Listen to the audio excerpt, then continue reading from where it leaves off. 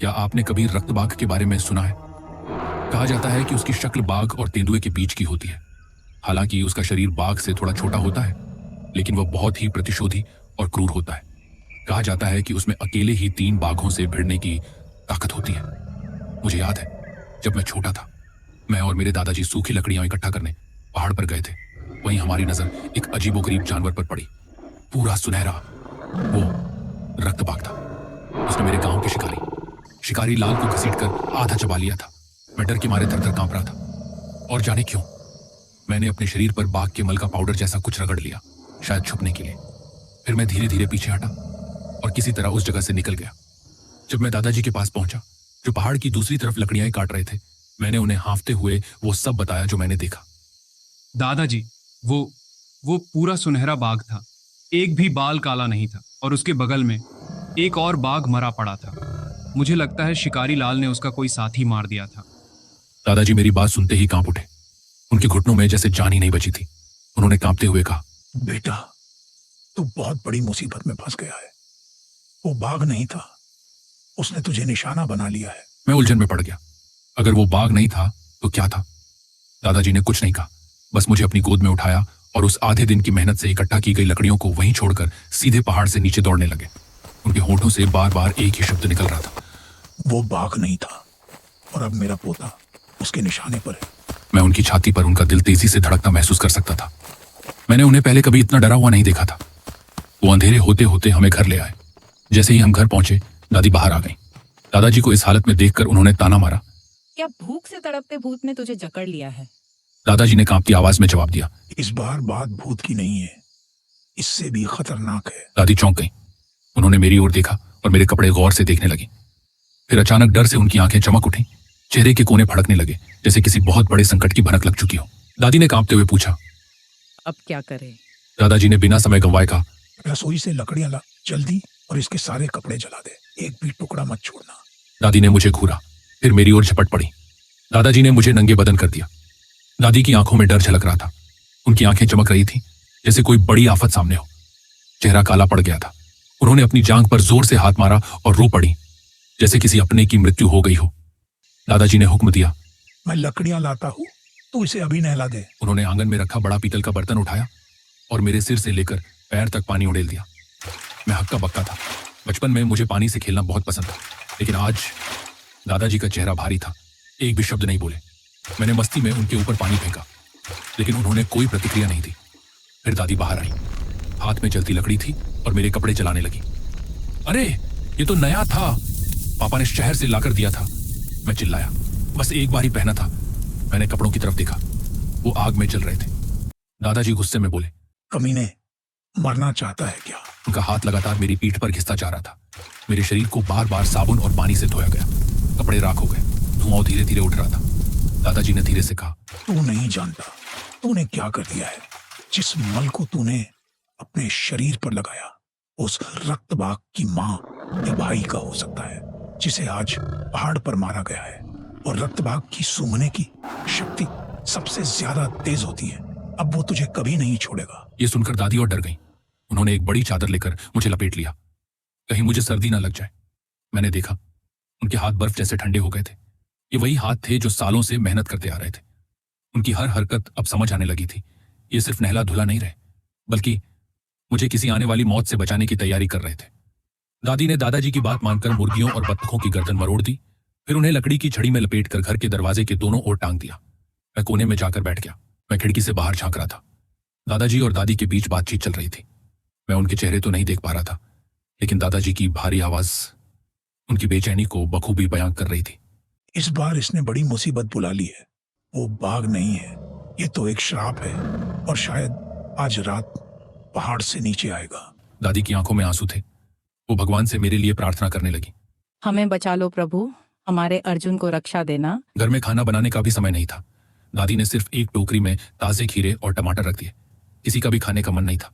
मैंने बस एक खीरा उठाया और मुंह में डाल ही रहा था कि तभी एक भयानक अजीब सी दहाड़ सुनाई थी। मैंने वो आवाज पहले कभी नहीं सुनी थी। वो न शेर की थी, न भेड़िए की, वो कुछ और थी, जैसे किसी भूतिया शिकारी की चीख। वो इतना जल्दी यहाँ कैसे आ गया? दादाजी फौरन उठे। उनका चेहरा एकदम गंभीर हो गया। मैंने तो सोचा था आज रात वो नहीं आएगा, लेकिन सब उल्टा हो गया। दादी की रीढ़ की हड्डी जैसे कांप गई हो। उनकी आंखों में डर बस गया। मैंने खीरा मुंह में डाला ही था, लेकिन मेरी सांस रुक गई। आंखों में आंसू भर आए। दादी, मैं मरना नहीं चाहता, मैं चिल्लाया। दादी ने मेरे मुंह पर हाथ रखकर कसकर बंद कर दिया। फिर अचानक उन्हें कुछ याद आया। आज सुबह जो टट्टू शिकारी लाल के साथ पहाड़ गया था, वो एक बाघ को मारकर वापस आया था और अपने घर पर शादी का भोज रखा था। दादी ने अफसोस जताया। काश मैं भी वहां चली जाती।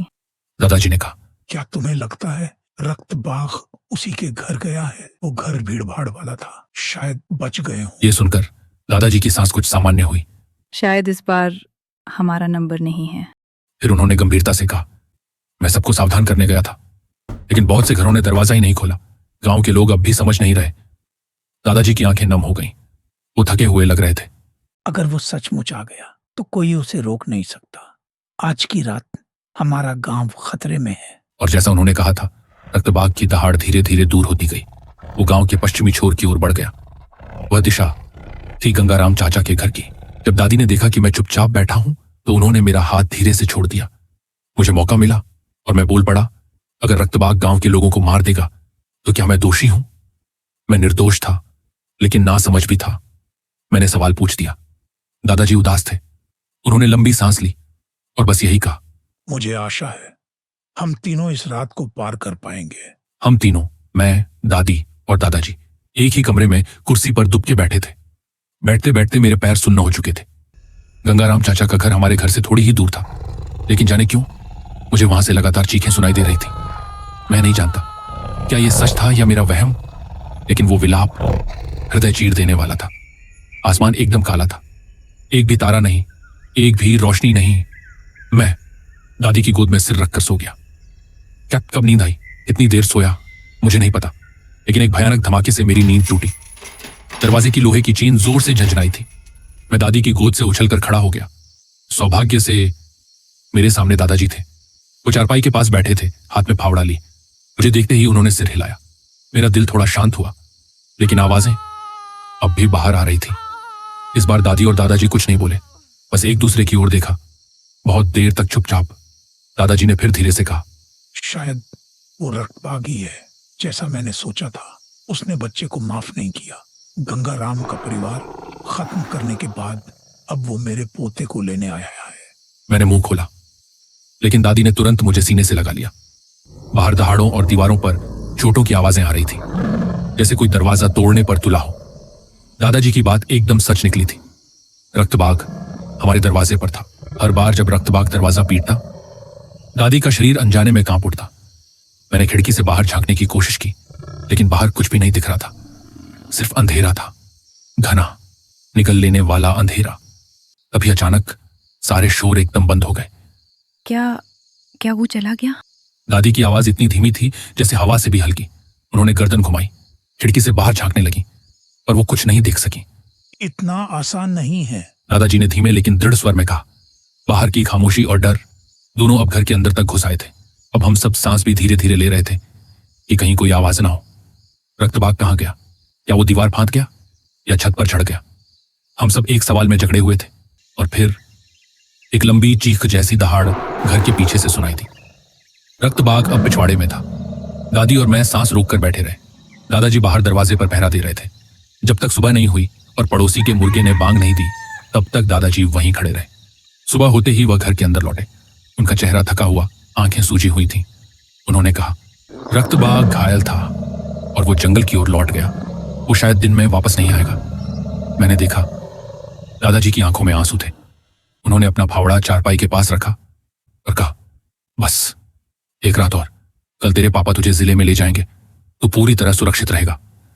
लेकिन उसी समय बाहर एक और आवाज गूंजी, अंतिम संस्कार की घोषणा। हमारे गांव में जब कोई मरता है तो लोग मिलकर उसकी अंतिम क्रिया करते हैं। अब घर के बाहर 3 समूह जमा हो चुके थे। लोग आंगन के बाहर घूमने लगे थे।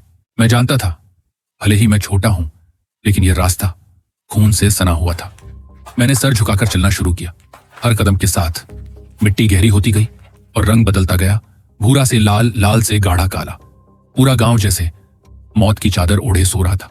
कभी कभी कोई ग्रामीण दौड़ता हुआ गुजरता, पर इस बार कोई मुझे नमस्ते नहीं कहता, न ही कोई मुझे चिढ़ाता। हर कोई बस एक ही काम में लगा था, मृत्यु की सूचना देने में। जैसे जैसे मैं गांव के पश्चिमी छोर की ओर बढ़ा, मिट्टी का रंग और गहरा होता गया। चारों तरफ सन्नाटा था। फिर मेरी नजर पड़ी एक गुलेल पर, लकड़ी से बनी हुई, थोड़ी टूटी मगर पहचानने लायक। ये तो राजू की है। वो मेरा सबसे अच्छा खेल का साथी था। हम रोज इसी से निशानेबाजी खेलते थे। वो इसे मुझे कभी छूने भी नहीं देता था। उसने इसे यहां कैसे खो दिया? मैंने गुलेल उठाई। चेहरा उलझन से भरा था। जैसे ही मैं ऊपर देखता हूं, सड़क के किनारे घास के ढेर में कुछ दिखा। मैंने पास जाकर देखा, वो आधा कटा हुआ एक हाथ था। राजू, क्या ये उसका? मैंने जल्दी से घास हटाई, लेकिन वहां सिर्फ आधा हाथ था। उसकी त्वचा उखड़ी हुई, मांस फटा हुआ, घावों से काला खून बह रहा था। मैं वहीं घुटनों के बल गिर पड़ा। सांस लेना भी भूल गया। 3-4 सेकंड बाद ही जैसे किसी ने मुझ में जान फूंकी हो, मैं बुरी तरह से रोने लगा। राजू, तू कहां है? मेरी रुलाई पूरे गांव में गूंज गई। मैंने वो गुलेल जमीन पर दे मारी और भाग पड़ा दादाजी को ढूंढने के लिए। मैंने देखा गंगाराम चाचा के घर के बाहर भीड़ जमा थी। सभी जवान, बूढ़े, बच्चे चुप खड़े थे। मैं भी उस भीड़ में घुस गया। चारों ओर टूटे हुए शरीर, खून से लथपथ अंग और शवों का ढेर। मैं अपने पैरों पर खड़ा नहीं रह पाया। दादाजी मेरी ओर दौड़े। तुझे किसने बाहर आने को कहा? भाग अंदर। लेकिन तब तक मेरे शरीर में खून का बहाव रुक चुका था। आंखें काली पड़ने लगी और मैं बेहोश हो गया। जब मैं होश में आया, आधी रात हो चुकी थी। मुझे दादी की गोद में लिटाया गया था। गंगाराम चाचा का पूरा परिवार खत्म हो चुका था। 10 से ज्यादा लोग मारे जा चुके थे। कुछ मर चुके, कुछ अपंग हो गए थे। हमारे अगले दरवाजे के पड़ोसी राजू का परिवार भी बच नहीं पाया। दादाजी ने लंबी सांस ली और कहा, क्या अफसोस की बात है। हमने बकरे की बलि दी, दरवाजे पर लटकाया, लेकिन फिर भी रक्तबाग आया। दादी ने गुस्से में दांत पीसते हुए कहा, अब और नहीं। अगर ये काम नहीं करता तो हम खुद लड़ेंगे। दादाजी बोले, रक्तबाग चालाक है। उसने कल रात मुर्गे को चुराकर खा लिया, लेकिन इस बार वो मूर्ख नहीं बनेगा। और तभी एक और दहाड़, इतनी तेज, इतनी भीषण कि खिड़कियां तक हिल गई। मैं खिड़की से चिपक गया। बाहर हमारे आंगन का लोहे का दरवाजा, जो कल रात ही लगभग टूट गया था, फिर से थरथराने लगा। मैंने देखा रक्तबाग अब तक का सबसे भयानक रूप ले चुका था। उसकी लाल आंखें सीधे मेरी आंखों में घुसी चली आ रही थी। हमारे घर और ओंकार प्रसाद जी के घर के बीच एक बड़ा चेरी का पेड़ था। रक्तबाग उस पर चढ़ चुका था। वो अब दीवार फांदकर सीधे हमारे आंगन में कूदने वाला था। दादाजी ने फावड़ा उठाया और दरवाजे पर मोर्चा संभाल लिया। लेकिन अब ये लड़ाई बराबरी की नहीं थी। मैंने देखा वो राक्षसी जीव मुझे पहचान गया था। उसकी आंखें मुझ पर टिकी थी। मैंने अपना मुंह खोलकर जोर से चीख लगाई, दादी, दादाजी, कोई आ गया। रक्तबाग पेड़ पर आगे झुका और कूदने ही वाला था। मैंने अपने डर पर काबू पाया और पूरी ताकत से चीख मारी, रक्तबाग आ रहा है। दादाजी ने बिना एक पल गंवाए मुझे पीछे धकेला। खुद फावड़ा लेकर दरवाजे की ओर दौड़ पड़े। रक्तबाग पेड़ से छलांग लगाने ही वाला था। उसकी मांसपेशियां उतन चुकी थीं। उसका ऊपरी शरीर हवा में झुका हुआ। मैंने अपनी आंखें बंद कर ली, लेकिन अभी दरवाजे पर जोर से किसी के आने की आवाज आई। ठक ठक ठक, एक साथ कई आवाजें गूंजने लगी। दरवाजे के बाहर गांव के लोग जमा हो चुके थे। कंधे पर कुदालें, हाथ में मशालें। रक्तबाग एक क्षण को रुका। उसने अंधेरे में देखा, मानो उसे अब खतरा महसूस हुआ। वो वापस पेड़ की एक शाखा पर चढ़ा और धीमे से गायब हो गया। कुछ ही देर में दादी ने दरवाजा खोला। सामने गांव के बुजुर्ग ओंकार प्रसाद जी और मेरा पिता खड़े थे। मैंने जैसे ही पापा को देखा, दौड़कर उनकी गोद में गिर पड़ा। दादाजी ने राहत की सांस ली। उन्होंने कहा, आज हम बच गए। पापा बोले, अब और नहीं, आज रात हम यहीं नहीं रुकेंगे। कल सुबह ही मैं अर्जुन को जिले में ले जाऊंगा। दादी ने दरवाजे के बाहर देखा। 3 शव सफेद चादर में ढके पड़े थे। सबसे छोटा राजू था। मैं उन्हें अलविदा कहना चाहता था, लेकिन मेरी हिम्मत नहीं हुई। दोपहर होते होते दादाजी ने गांव के युवक से मदद ली। शवों को एक एक कर बाहर ले जाया गया। दादी हर बार पूछती, क्या उसके पिता आ गए? हर बार उनकी आंखें नीचे झुक जाती। जब सूरज डूबा तो दादाजी ने कहा, अब दरवाजा बंद कर दो और इंतजार मत करो। अगर इंतजार करते रहोगे तो मर जाओगे। दादी अब भी दरवाजे पर बैठी थी, शायद अब भी उम्मीद कर रही थी। लेकिन दादाजी ने उनका हाथ पकड़ा, उन्हें अंदर खींचा और लोहे का दरवाजा बंद कर दिया। उन्होंने कहा, आज की रात पिछली 2 रातों से भी ज्यादा भारी होगी। उस रात रक्तबाग फिर आया, लेकिन इस बार वो सिर्फ एक दहाड़ छोड़कर चला गया। मैं खिड़की से बाहर झांका। आंगन में उसकी लाल आंखें फिर दिखाई दी। वो पेड़ पर बैठा था, मुझे देख रहा था, लेकिन उसने कोई हमला नहीं किया। शायद उसने मेरी आंखों में डर के सिवा कुछ और देख लिया था, या शायद उसका बदला पूरा हो चुका था। दूसरे दिन सुबह पापा मुझे जिले ले गए और मैं जानता हूं उस रात के बाद मैं कभी भी बच्चा नहीं रहा। अगर आपको यह कहानी दिल दहला देने वाली लगी तो इसे जरूर लाइक करें, क्योंकि कौन जानता अगली रात किसके दरवाजे पर दस्तक होगी।